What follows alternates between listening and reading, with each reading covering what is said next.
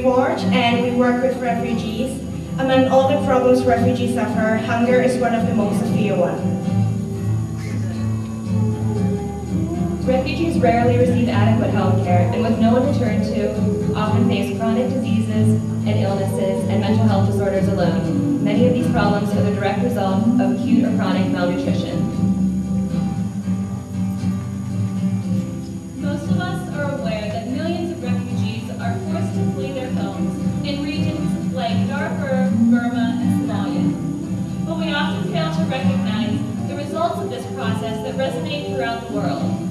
For instance, we only need to look about 10 minutes from Oakland to see this process. There in Lawrenceville, you will find hundreds of families who have found safety in this country. Obviously, war-torn nations are not a distant problem. And their results can be felt around the globe. Tens of thousands of refugees lack adequate housing. Many of them don't even have blankets to keep them warm or to lay down onto at night. Refugees often lack adequate clothing, particularly in the winter, when even a warm jacket is a necessity that they might not have. Without warm clothing and proper nutrition, refugees are more likely to contract those diseases that they do not have a strong defense against. Access to clean water is a major problem in refugee camps.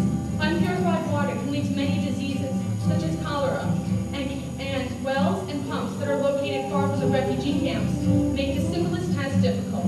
Young children, who are often sent to collect the water, must use precious calories to have this arduous task.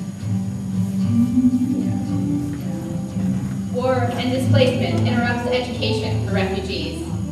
For those who are offered education in refugee camps, only 23% of children ages 5 through 17 attend school.